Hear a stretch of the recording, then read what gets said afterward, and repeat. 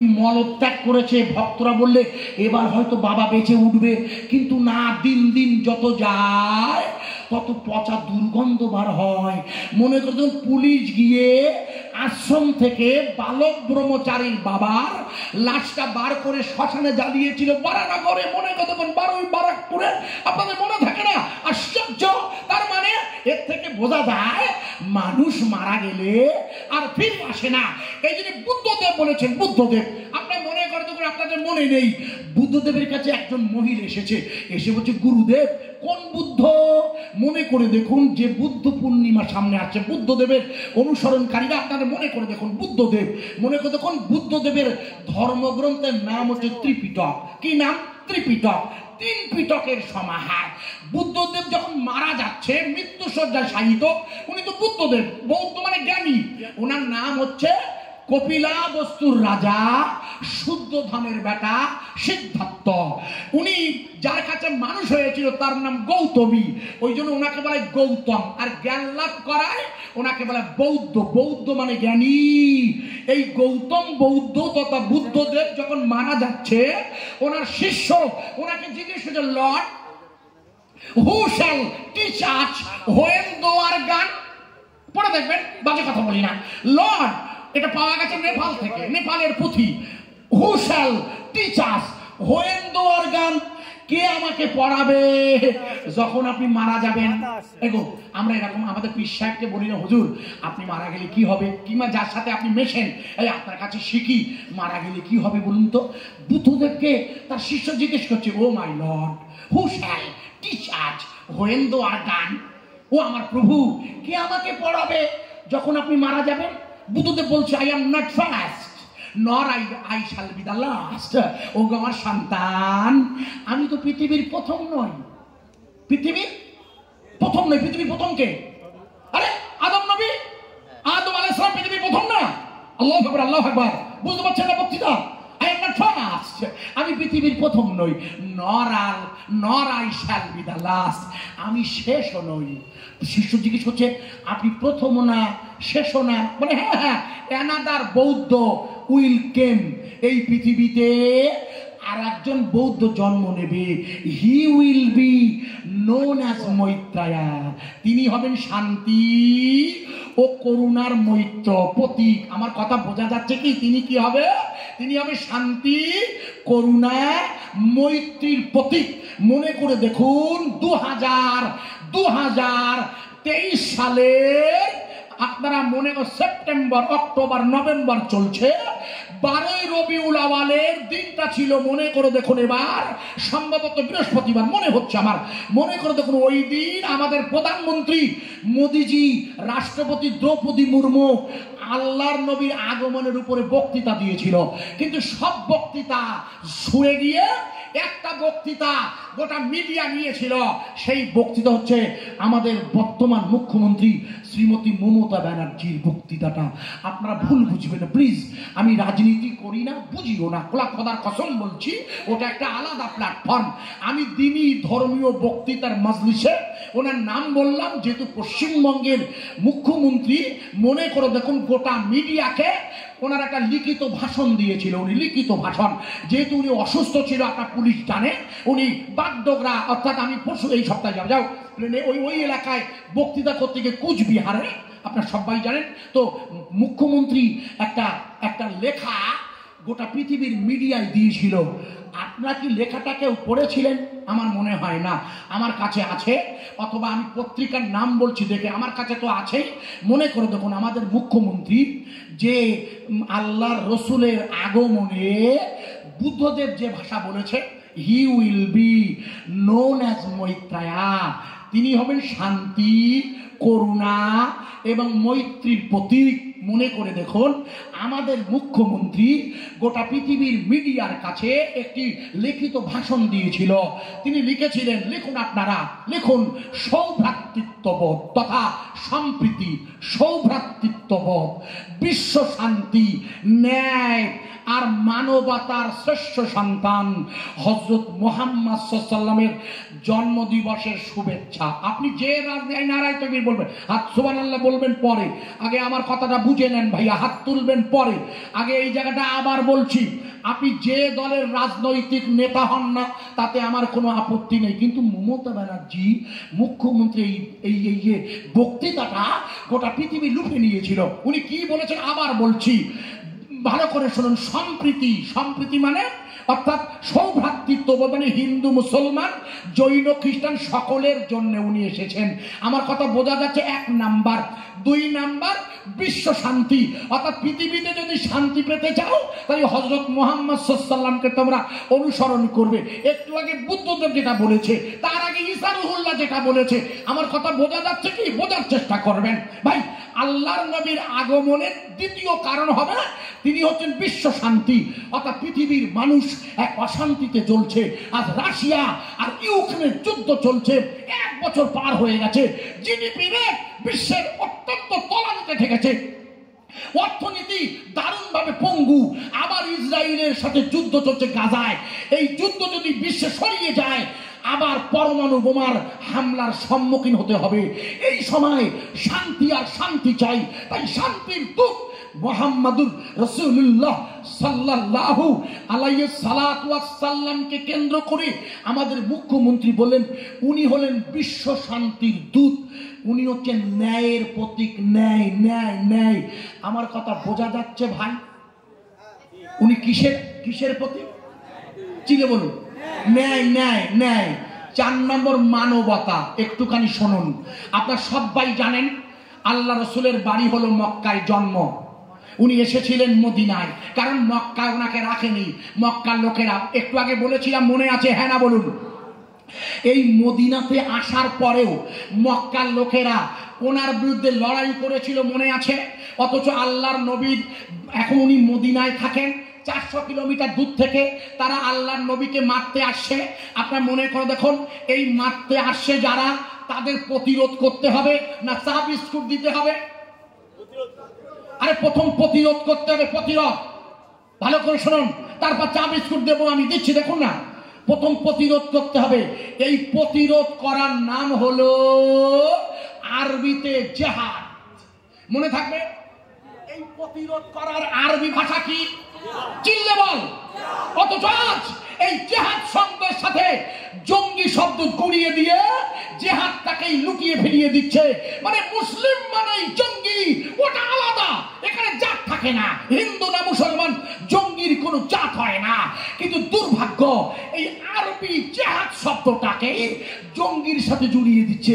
আমাদের দেশে এখন লাভ জেহাদ, কত রকমের জেহাদ শব্দ শুনছেন নতুন নতুন। এ ভাই, জেহাদ শব্দের বাংলা মানে প্রতিরোধ করা। আশ্চর্য, এতটুকু ডিকশনারিতে পড়বেন না, আপনি ঘট করে বিবৃতি দেবেন। আশ্চর্য, জেহাদ মানে হলো প্রতিরোধ করা। তোমার ঘাড়ে কেউ আক্রমণ করলে তুমি প্রতিরোধ করবে। প্রথম কাজ। আল্লাহর রাসূল মদিনায় এসেছে, মনে করে দেখুন, 1000 মানুষ 450 কিলোমিটার দূর থেকে ঘোড়া অস্ত্র শস্ত্র নিয়ে মদিনা শরীফের 50 কিলোমিটার দূরে বদর নামক ময়দানে এসে হাজির। মনে করে দেখুন, জায়গার নাম বাদার। আমি হজে গেছি 4 টাইমস, বদর দেখেছি। এটা হলো ইতিহাসের প্রথম প্রতিরোধের স্থান, বদর।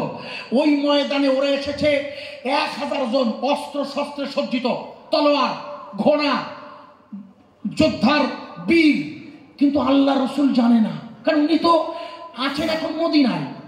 মক্কার লোকেরা আসবে কেন? তাদের সাথে তো এই মুহূর্তে আমার কোনো সম্পর্কই নেই, যদিও গ্রামবাসী হিসাবে একটা আপন সম্পর্ক আছে রক্তের, কিন্তু এই ব্যাপারে তো এখন কোনো তাদের সাথে আমার কোনো তো ব্যাপারটা না। কিন্তু ওরা এসে গেছে। আল্লাহর নবীর কাছে যখন খবর গেল, উনি তড়ি ঘড়ি মাত্র 350 জন নয়, 300 কতজন? 13 জন। 313 জন লোক নিয়ে মদিনা থেকে 50 কিলোমিটার দূরে বদর ময়দানে দাঁড়িয়ে পড়লেন। কেন? এখানে এই প্রতিরোধ করতে বাধা দিতে হবে। আমার কথা কি বোঝা যাচ্ছে ভাইয়া? হুজুর বাধা দিয়েছেন, তার লোকজন কম, প্রস্তুতি নেই, ঘোড়াও নেই, উটও নেই, কারণ যুদ্ধের তো কোনো প্রশ্নই নেই।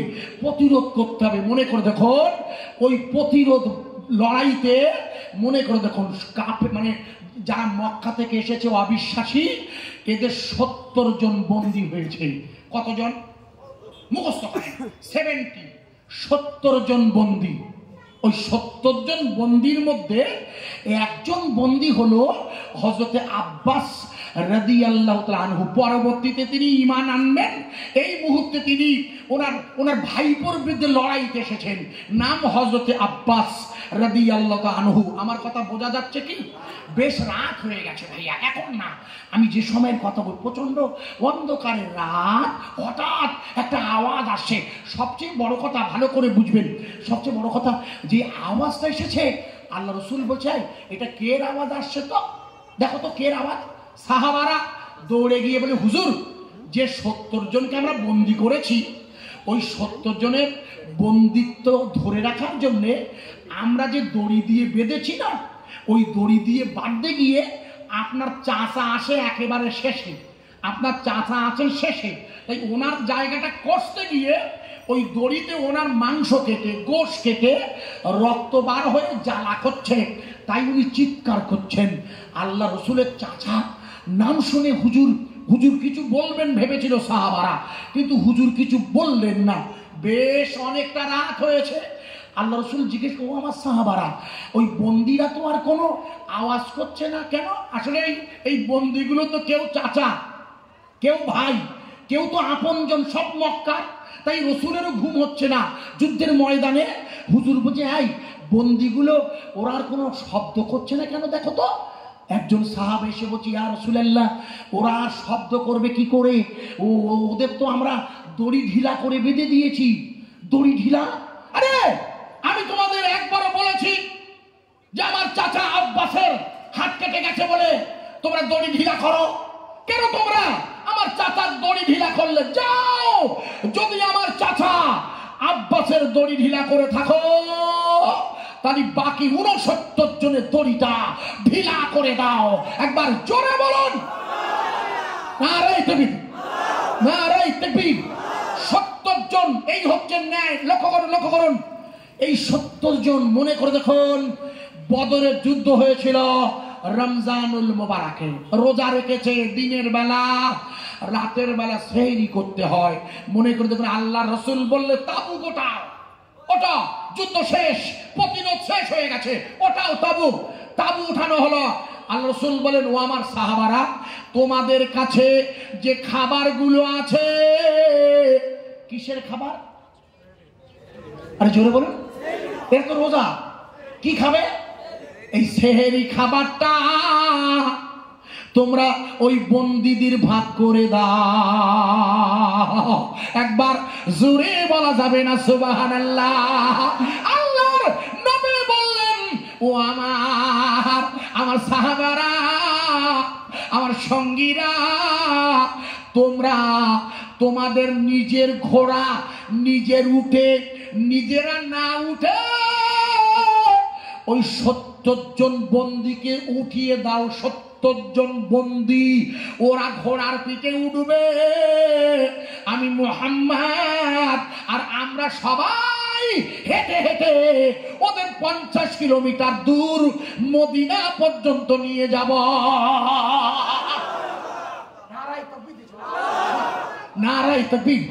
আল কুরআনের আলো, আল হাদিসের আলো, আমার নবী, তোমার নবী, বিশ্ব নবী মুস্তাফা, আমার নবী, তোমার নবী। আরে জোরে বলা যাবে না, আমার নবী, তোমার নবী, আমার রাসূল পাক সাল্লাল্লাহু আলাইহি সাল্লাতু ওয়াস সাল্লাম। ওই লোকগুলোকে ভালো করে শুনে নিন।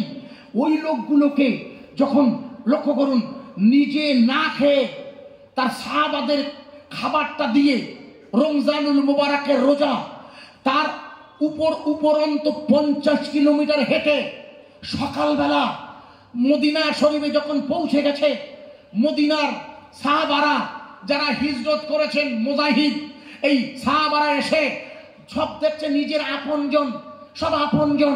আল্লাহ রসুল বলছে, আপনাদেরকে নিঃসন্দেহে আমি মুক্ত করে দিতে পারি, কিন্তু আপনাদের কাছে আমার 2টো শর্ত রইল। প্রথম শর্ত হলো, আমি আপনাদের বন্দি মুক্তি করে দেব যদি আপনারা আমাদের ছেলে মেয়েদের পড়ানোর দায়িত্ব নেন, অথবা নিজ নিজ বন্দি মুক্তির জন্য বাইতুল মাল আপনারা অর্থ যদি দেন। দুটো ভালো করে খেয়াল করুন। প্রথম, ন্যায়ের প্রতীক। তখন ওনার নিজের চাচা হয়তো আব্বাস, যিনি ছোটবেলায় রসুলের দোলনায় গিয়ে দেখতেন চাঁদের সাথে মোহাম্মদুর নবী খেলা করছে, সেই আব্বাস বলছে, মোহাম্মদ আমাকেও টাকা দিতে হবে, আমাকেও পয়সা দিতে হবে, আমি তোমার চাচা। আর রসুল বললেন, আপনি আমার চাচা হলেও আপনার আমার বিরুদ্ধে আপনারা এসেছেন আমার বিরুদ্ধে লড়াই করতে, আমি প্রতিরোধ করেছি, আপনারা বন্দী হয়েছেন, তাই আপনাকেও সকলের মতো সমান অর্থ দেওয়া লাগবে। একবার জোরে বলুন, এটাই ন্যায়। আমাদের মুখ্যমন্ত্রী লিখেছেন, উনি ন্যায়ের প্রতীক। 4 নম্বর, মানবতা। আমি লম্বা করছি না, আমি আপনাদের কাছে যে কথা বোঝাতে চাইছিলাম, বুদ্ধদেবের শিষ্য বললে, oh my lord, who shall teach us when thou art গান? ও আমার প্রভু, কে আমাদের পড়াবে?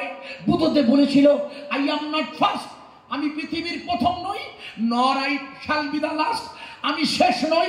অ্যানাদার বুদ্ধ উইল কেম, আর একজন বৌদ্ধদেব পৃথিবীতে আসবে, he will be known as Maitreya, তিনি শান্তির প্রতীক, মৈত্রের প্রতীক, মানবতার প্রতীক, ন্যায়ের প্রতীক। আমার রসুলে পাক সাল্লাম, ভালো করে শুনে নিন, এই রসুলে পাক সাল্লাল্লাহু আলাইহি সাল্লামকে আল্লাহ কোরআনে জানিয়ে দিয়েছে, ওরা যিশু খ্রিস্ট মানে ঈসা রুহুল্লাহকে যখন মারছিল, তখন অন্ধকার করে, ভালো করে খেয়াল রাখুন, অন্ধকার হয়ে গেল, ঈসা রুহুল্লাহকে আল্লাহ আকাশে উঠিয়ে নিয়েছে। এই জন্যে ঈসা রুহুল্লাহ আবার পৃথিবীতে ফিরে আসবেন। এই জায়গায় আমাদের সাথে খ্রিস্টান ভাইদের শুধু একটু মত পার্থক্য, ওনারা বিশ্বাস করে জেসাস হ্যাজ কাম, একটা বই বেরিয়েছে কলকাতায়, পারলে কিনে নেবেন, যিশু আবার ফিরে আসছে, এটা হলো খ্রিস্টানদের বিশ্বাস। আর যিশু ততক্ষণ ফিরবে না যতক্ষণ ইহুদিরা থাকবে, কারণ ইহুদিদের সাথে খ্রিস্টানদের মূল লড়াই। আমার কথা বোঝা যাচ্ছে কি? কারণ ইহুদিরা মেরেছিল যিশু খ্রিস্টকে, তাই জো বাইডেনের আমেরিকায় আন্দোলন চলছে, আপনারা কেন ইসরায়েলকে সমর্থন করে অর্থ দিচ্ছেন? জো বাইডেন বিবৃতি দিতে বাধ্য হয়েছে। মনে করুন যত দিন যাচ্ছে জো বাইডেন তত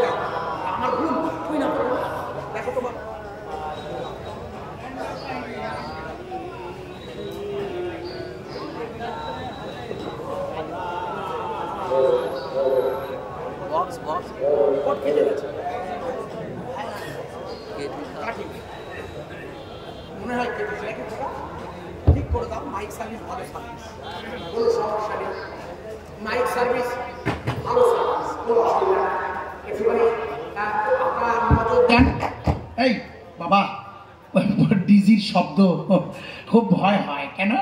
কারণ এই একটা হার্ট অ্যাটাক করে দেওয়ার মতো শব্দ করি, বুঝলেন না? তো আমরা একটু মহব্বতের সাথে যে জায়গায় রাখছিলাম বায়ান, ফিরে আসবো একটু। আমরা সুযোগ হয়েছে প্রিয় রসুলের শানে একবার দরদ ভরা কণ্ঠে দরুদের নাজরানা পেশ করে নেব। আল্লাহুম্মা সাল্লি আলা সাইয়্যিদিনা।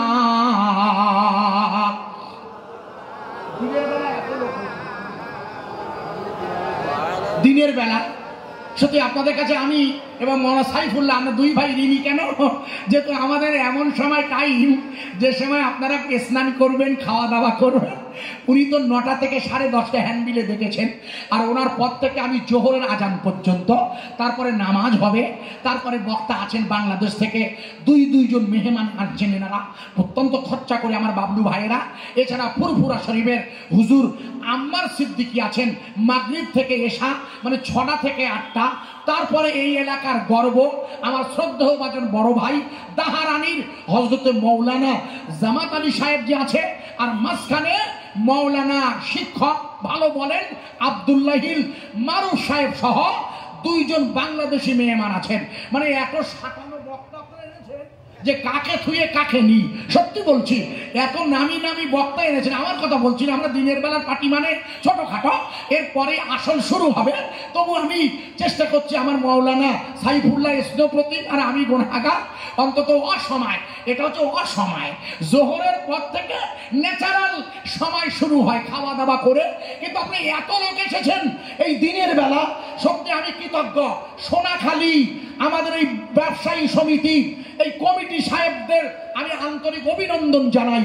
আল্লাহ পাক এই দোকানদার ভাইদের, আমার হিন্দু ভাইদের পূর্ণ সহযোগিতায় এত লোক আপনারা এসেছেন নিজেদের দায়িত্বে, খাওয়া দাওয়া সহ সব মিলিয়ে সত্যি আমি ব্যক্তিগতভাবে কৃতজ্ঞ।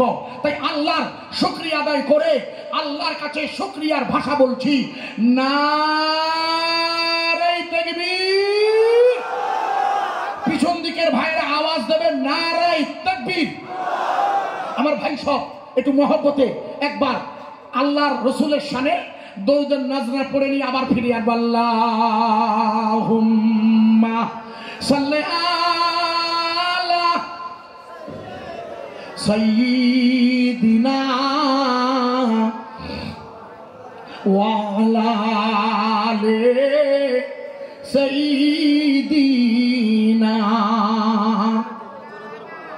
কোথায় আছেন প্রাণের নবী? কোথায় আছেন জি? মদিনা মুনাওয়ারায়। কিন্তু আহলে সুন্নাত ওয়াল জামাতের আকীদা হলো, আল্লাহ যদি চায় এই সোনাখালীর বাজারের দিনই মাজমাতে আল্লাহ রসুল আল্লাহর হুকুমে হাজির হয়ে যেতে পারে। কোথায় আছেন প্রাণের নবী? আমাদেরকে ছাড়িয়া আপনি বিনা কি লাভ হবে এ ধরাতে বাঁচিয়া? আপনি আছেন মদিনায়, আপনি আছেন মদিনায়, কবে যাব রওজায়? সবাই মিলে পড়ব দরুদ, যাবে মদিনায়। আল্লাহুম্মা সাল্লি আলা মাওলানা মুহাম্মদ ওয়া আলা আলি সাইয়্যিদিনা। মুহাম্মদ নাম যতই জপি, মুহাম্মদ নাম যতই জপি, ততই মধুর লাগে। ওই নামেতে এত মধু কে জানি তো আগে। মুহাম্মদ নাম যতই জপি ততই মধুর লাগে। ওই নামেতে এত মধু কে জানি তো আগে। আরব দেশের খরমা মিষ্টি, আরো মিষ্টি বেদানা, তার চেয়ে অধিক মিষ্টি আমার নবীর মুখখানা। আল্লাহুম্মা সাল্লি আলা মাওলানা মুহাম্মদ সাল্লাল্লাহু ওয়া আলা আলি সাইয়্যিদিনা মাওলানা মুহাম্মদ সাল্লাল্লাহু আলাইহি ওয়াসাল্লাম।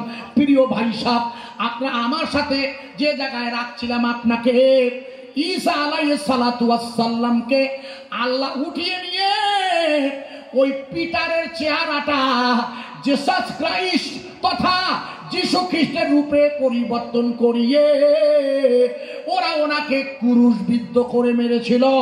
এই জন্য দুটো মতবাদ আলাদা হয়ে গেছে। খ্রিস্টান ভাইরা বিশ্বাস করে যিশু মারা গেছে আবার ফিরে আসবে, আর আমি বিশ্বাস করি না না না না, মানুষ মারা গেলে আর নতুন করে ফিরে আসে না। তাই আল্লাহ ঈসা রুহুল্লাহকে আকাশে উঠিয়ে নিয়েছে। ইমাম মেহেদী আলাইহিস সালাতু ওয়াস সালাম যখন পৃথিবীতে আবির্ভূত হবে, দামাশকাসের মসজিদের ছাদে ঈসা রুহুল্লাহ অবতরণ করবে। কারণ যে এলাকায় লড়াই চলছে ওই এলাকাটার আসল নাম হলো শাম। ওটার আসল নাম কি? শাম। মুখস্থ করেন। এলাকাটা কোনটা এখন? Lebanon, Syria. মুখস্থ করেন, লেবানন, সিরিয়া, মনে করে দেখুন ফিলিস্তিন, জর্ডান। এই এলাকাটা যেখানে কিয়ামত হবে, কিয়ামত হবে ওই এলাকায়, জানা আছে তো? হ্যাঁ না বলুন। দেখছি আমি আর সোজা করতে পারি, আশ্চর্য জায়গা। ওই এলাকায় কিয়ামত হবে। আর কিয়ামতের আগে ইমাম মেহেদী আসবে, সব আপনাদের জানা। মারবে কারা, কার জন্য ঈসা রুহুল্লাহ আসবে? দাজ্জালকে মারার জন্য। কথা ঠিক বলছি না ভুল বলছি? আমার রাসূল বলেছে, আমি আপনাকে ইতিহাস শুনিয়ে দিয়ে যাচ্ছি, আমার নিজস্ব কোনো জ্ঞান নেই। ভাই দাজ্জাল কোন ধর্ম থেকে আসবে? ইহুদি থেকে। ইহুদি থেকে। তাহলে লড়াইটা মূলত খ্রিস্টানদের, যারা ধর্মগুরু মনে করেন ঈসা রুহুল্লাহকে যীশু খ্রিস্ট, তাদের সাথে বলো। আমরা ঈসা রুহুল্লাহকে নবী বলে মনে করি। আর যখন উনি পৃথিবীতে আসবেন তখন আর নবী থাকবেন না। এটা ঠিক না বেঠিক? উনি কিন্তু আর নবী হবেন না, কারণ আল্লাহর নবী এলেই আর কোনো নবুয়তের দরজা থাকবে না।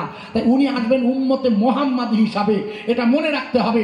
আমরা যেমন উম্মতে মুহাম্মাদি, আজ গোটা পৃথিবীর সমস্ত জাতি ধর্ম নির্বিশেষে বামফ্রন্টের লোকেরাও মিছিল করেছে, কংগ্রেসের লোকেরাও মিছিল করেছে, প্রিয়াঙ্কা গান্ধী, সোনিয়া গান্ধীরা লাগাতার ফিলিস্তিনের পক্ষে কথা বলছে।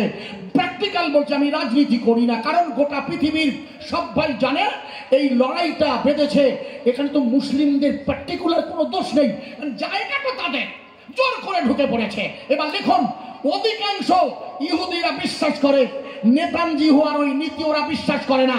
নেতানজিহু হচ্ছে জায়নবাদী। অধিকাংশ ইসরায়েলের, ফিলিস্তিনের, পৃথিবীর ইহুদিরা বিশ্বাস করে যতক্ষণ ইহুদিরা রাষ্ট্র গঠন করবে ততক্ষণ দাজ্জাল তথা ওনাদের মসিহ আসবে না। অর্থাৎ দাজ্জাল আসবে না। ইহুদিদের কোন রাষ্ট্র থাকলে দাজ্জাল এসে নতুন রাষ্ট্র গঠন করবে। এটা ইহুদিদের কিতাব বর্ণনা। বোঝা যাচ্ছে কি? আগে হ্যাঁ না বলুন। বোঝা যাচ্ছে কি?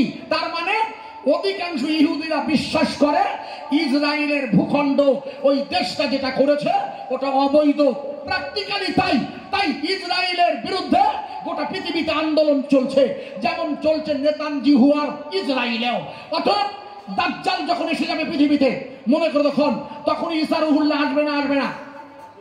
তখনই আসবে তো। দাজ্জাল কি বলবে? মনে করে তখন দাজ্জালের কপালে কি লেখা থাকবে? জোরে বলেন। কাফ ফে রে, কি? জোরে বলুন। এই শব্দটা একটু ব্যাখ্যা করব। কাফের মানে অবিশ্বাসী, কিন্তু দুর্ভাগ্য কোরআনুল কারিমে এই শব্দটাকে আমাদের দেশে একদল ব্যবহার করে, যে অমুসলিম হিন্দুদেরকে কোরআনে আল্লাহ কাফের বলেছে। এটা জোরে বলুন নাউজুবিল্লাহ।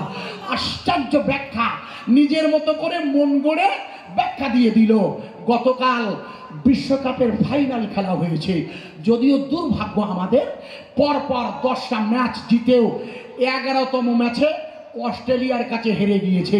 কিন্তু খেয়াল করে দেখুন, এই 11 জনের মুসলিম টিমটায় আরো 4 জন আছে, মোট 15 জন।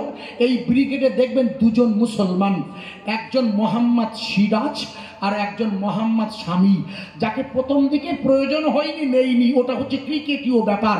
আমরা ক্রিকেটের লোক নই, বুঝি না। কিন্তু এই ব্যাপারটা তো আমরা এবার হাতে নাতে দেখলাম যে শামি, যার একটা বল বাইরে গেলে, একটা বল রান হলে, এর আগে বলতো মুসলমান বলে ওর সব রান ও সব ইচ্ছা করিয়ে দেয়। আপনারা নিশ্চয়ই জানেন, মিডিয়া বলে, আপনারা ভুল বুঝবেন না আমায়। কিন্তু এবছরে এই বিশ্বকাপে যে বাদ পড়া বুড়ো স্বামীটা, সেই কিন্তু তার জান প্রাণ দিয়ে এবার দেখিয়ে দিয়েছে। সবচেয়ে বেশি উইকেট পেয়েছে গতকাল বিশ্বকাপে ভারত হেরেছে, এটা একটা দুর্ঘটনা। আমরা কেউ সেটাকে মনের থেকে মানতে পারি না। যেহেতু আমি নিজে খেলাধুলোর জগতের লোক নই, ও ব্যাপারটা নিয়ে আমি বেশি মাথা ঘামাইও না, তবুও প্র্যাকটিক্যাল বলছি। আমার কথা বোঝা যাচ্ছে কি? ভালো করে বুঝবেন। এরা কথায় কথায় ধর্মের নামে সাম্প্রদায়িকতা জুড়ে দিয়ে হিন্দু মুসলমান গন্ডগোল বাঁধাতে চায়। আমার কথা বোঝা যাচ্ছে কি ভাইয়া? আর আমি আপনাদের এখানে দাঁড়িয়ে বলছি, ওই দাজ্জালের কপালে লেখা থাকবে কাফের, কাফের মানে অবিশ্বাসী। কি লেখা থাকবে? এই কাফের শব্দের বাংলা মানে কি? আর ঈমান শব্দের বাংলা মানে কি? তাহলে ঈমানের উল্টো হচ্ছে কাফের। বিশ্বাস, অবিশ্বাস মানে মানে কি বলবো, মানে বিপরীত শব্দ। বিশ্বাসের বিপরীত অবিশ্বাস। আর এই যে অবিশ্বাস শব্দটা লেখা থাকবে, ওটা দেখতে পাবে কারা? এই দেখো, দেখবে কারা? আপনারা বিশ্বাসীরা, যারা বিশ্বাস করে তারাই দেখতে পাবে। কারণ এটা তো লেখা থাকে কপালে। কোথায় লেখা থাকবে? কপালে। এই যে কপালে, দিস ইজ দিস, এটা হচ্ছে নফস। এখানে আমাদের নফস আছে। এটা হচ্ছে নকশাবন্দিয়া মুজাদ্দিদিয়া তরিকায়। আমি ওদিকে যাচ্ছি না, বুঝবেন না আপনারা এখন। আমি মূল জায়গায় ফিরছি। এইখানে লেখা থাকবে, দেখতে পাবে কারা? মোমেনরা। কোন মোমেন? যারা তাদের কলবের চোখে দেখতে পায়। বাম স্তনের দুধের নিচে এক টুকরা গোশ আছে, তাকে লতিফায়ে কলব বলে, যাকে অন্তর চক্ষু বলে। ঈমানদাররা দেখতে পাবে। কেন? ইন্নামাল মুমিনুনা আল্লাযিনা ইযা যুকিরাল্লাহ ওয়াজিলাত কুলুবুহুম। নিশ্চয় মুমিন যখন আল্লাহর স্মরণ করবে, তখন তাদের কলবটা আল্লাহর ভয়ে নড়াচড়া করবে। আমার কথা বোঝা যাচ্ছে কি? ইযা মুদগাতান জাসাদান, তোমাদের শরীরে এক টুকরা গোশ আছে। ওই গোশ যদি পাক হয় তুমি পাক, আর ওটা যদি নাপাক হয় তুমি নাপাক। আলা ইন্না ওয়াহিয়াল কালব, বাম স্তনের দুধের নিচে লতিফায়ে কলব আছে। আমাদের নিয়ত আছে, আমি আমার কলবের দিকে মুতাওয়াজ্জা। আমার কলব জনাব পীর সাহেবের কলবের ওসিলায় আল্লাহ তাআলা আরশে মুআল্লার দিকে মুতাওয়াজ্জা। আল্লাহ তাআলার আরশে মুআল্লা থেকে আল্লাহ আল্লাহ লা ইলাহা ইল্লাল্লাহ জিকির আমার কলবে আসুক। অর্থাৎ পীর সাহেবের কাজ হলো তার মুরিদের কলবে ঈমানের নূর ঢুকিয়ে দেওয়া। জিবরিল যেমন গারে হিরায় রাসূলকে জড়িয়ে ধরে ফয়েজ ঢুকিয়ে দিয়ে রাসূলের কলব দিয়ে ইকরা বিসমি রাব্বিকাল্লাযী খলাক পড়িয়ে নিয়েছিল। আমার প্রিয় ভাই, মুমিনের কলব কথা বলবে, নিজের চোখে দেখবে। তাই অবিশ্বাসীরা আর বিশ্বাসীদের লড়াইতে আজ যে খ্রিস্টানরা যারা যারা জো বাইডেনের দল সাহায্য করছে, সেদিন খ্রিস্টানরা কিন্তু ইসলাম ওয়ালাদের সাথে সমর্থন করবে। কারণ মানে তখন লড়াই হবে মূলত ইহুদিদের সাথে। ভুল বুঝবেন, এটা ইতিহাস বলছি। এই ইতিহাসের শেষ অংশেও আপনাদের কাছে এই জন্য রাখছি, সেদিন দাজ্জালকে যিনি মারবেন তিনি ঈসা রুহুল্লাহ। পৃথিবীর জমিনে ঈসা রুহুল্লাহ আসবেন ঈমানের কালেমার দাওয়াতকে পূর্ণ করতে। লা ইলাহা ইল্লাল্লাহ হারতি পুদান পরমপাদম ইল্লাল্লাহি ইল্লাল্লাহ মুহাম্মাদের কান পরশ আল্লাহ আল্লাহ ইল্লাল্লাহি ইল্লাল্লাহ। যেটি আমি আরবি বললাম ও সংস্কৃত করে দিলাম। আবার বলছি, লা ইলাহা ইল্লাল্লাহ মুহাম্মাদুর রাসূলুল্লাহ হারতি পুদাম পরমপাদম ইল্লাল্লাহি ইল্লাল্লাহ মুহাম্মাদের কান পরশ আল্লাহ আল্লাহ ইল্লাল্লাহি ইল্লাল্লাহ। এই পৃথিবীর জমিনের মালিক কে? আরে জোরে বলুন। আর মুহাম্মাদুর নবী হলো তার রাসূলুল্লাহ। সুবহানাল্লাযী আসরা, আমি আয়াত এনেছিলাম মনে আছে? সুবহানাল্লাযী আসরা বিআবদিহি, প্রশংসা সেই আল্লাহর যিনি তার বান্দাকে রাতের বেলা ভ্রমণ করালেন মসজিদুল হারাম কাবা শরীফ থেকে বর্তমানের মসজিদে আকসা বাইতুল মুকাদ্দিস, যেখানে বিগত 6 সপ্তাহ ধরে ইসরায়েলের সেনাবাহিনী জুমার নামাজ পড়তে দিচ্ছে না। আমি আপনাকে জিজ্ঞেস করছি, মসজিদ কার ঘর? আরে চিল্লে বলুন। এখানে ইবাদত হয় কার? আরে জোরে বলা যাবে না? আমরা ইবাদত করি কার? আমরা অন্য কারোর বিরুদ্ধে তাই বক্তৃতা করি না, অন্য কোনো ধর্মের বিরুদ্ধে কোনো কথা বলি না। তাই আমি আমার তরফ থেকে একটু আওয়াজ দিয়ে শেষের বেলা সব ভাই মিলে বলবেন নারায়ে তাকবীর। আর একটু জোরে হবে না? সোনাখালী 3 দিন ব্যাপী ঐতিহাসিক ইসলামের সবে হিন্দু মুসলমানের মিলনের সাম্প্রদায়িক সম্প্রীতির মহান ইসলের সভা। আরো জোরে বলবেন না জিন্দাবাদ। ফুরফুরা শরীফ, ফুরফুরা শরীফ, আজমির শরীফ, মক্কা শরীফ, মদিনা শরীফ, হিন্দু মুসলিম, হিন্দু মুসলিম সবাই মিলে হাত ওঠাবো। তাই আল ফাতিহা, আল্লাহুম্মা আমিন।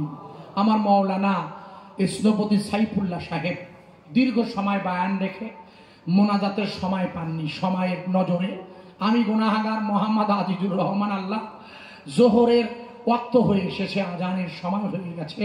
আল্লাহ দীর্ঘ সময় ধরে হাফেজ সাইফুল্লাহ সাহেবের পথ থেকে একটানা 2 ঘন্টা কিছু কম বেশি আপনার দ্বীনি নসিহত করলাম। আল্লাহ উদ্দেশ্য হচ্ছে ইসলাম, ঈমান, তার রাসূল সম্পর্কে পৃথিবীর মানুষের মাঝে এখনো যে ভুল বোঝানো একটি চক্রান্ত চলছে।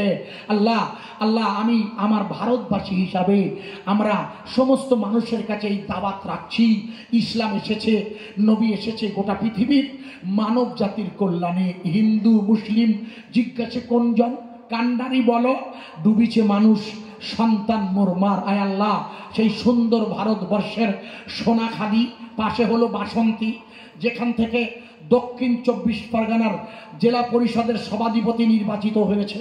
এবার আপনাদের বাসন্তী এলাকা থেকেই দক্ষিণ 24 পরগনার জেলা সভাধিপতি হয়েছে। আল্লাহ সেই বাসন্তী এলাকায় সোনাখালীতে বসে আমি মোহাম্মদ আজিজুর রহমান এই বাজারের উপরে দাঁড়িয়ে এই দিনের বেলা আল্লাহ সকাল 10:30 আর সকাল 9টা মাওলানা সাইফুল্লাহ সাহেব নিশ্চয়ই রাতে প্রোগ্রাম করে কষ্ট করেছেন সারা রাত, আবার দিনের বেলা এসে আমিও তাই আমি বাড়ি যাইনি, বাবলু ভাইকে বলছিলাম জলসা সেরে নেমেছি রাত তখন 5টা, ফজরের একটু আগে, অনেক দূরে। ভাই বলছিল ঠিকই যে আমি মুসাফির হয়ে গেছি অনেকক্ষণ রাস্তায়। আল্লাহ আমি মুসাফির মোহাম্মদ আজিজুর রহমান আপনার রহমতের দরবারে হিন্দু মুসলমানের মিলনের সম্প্রীতির বন্ধনের আবদ্ধে এই ইসলের সবে 2টো নসিহত করলাম।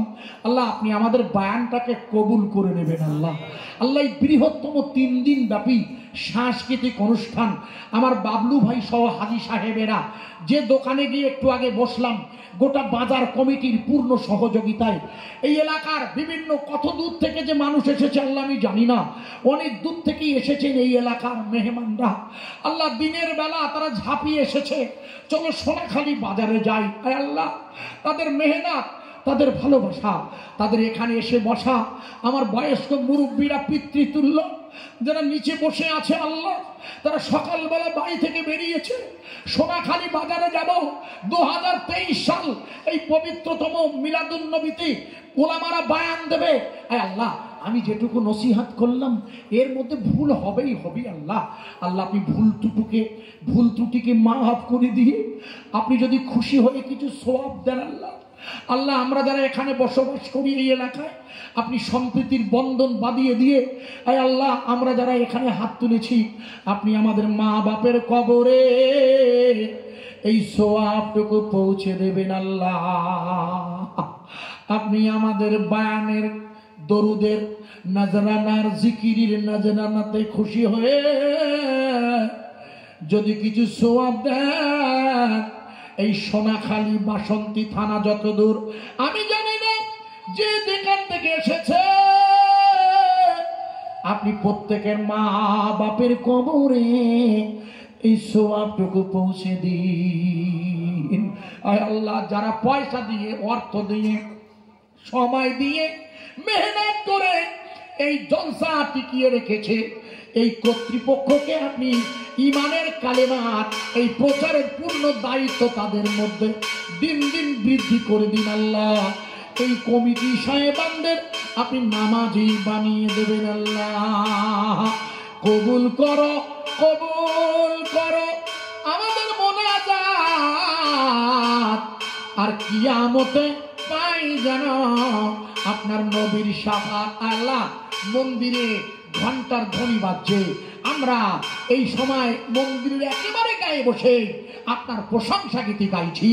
আল্লাহ আপনি আমাদের দেখছেন, আপনি আমাদের সব ব্যাপারটা খোঁজ রাখেন, আপনি আমাদেরকে কবুল করে নেবেন। আল্লাহ রব্বানা তাকাব্বাল, রব্বানা তাকাব্বাল দুআয়ে বেবারাকাতান নবিয়ে সাল্লাল্লাহু আলাইহি ওয়াসাল্লামা বেহুরমতি কালেমাতে তৈয়্যিবা লা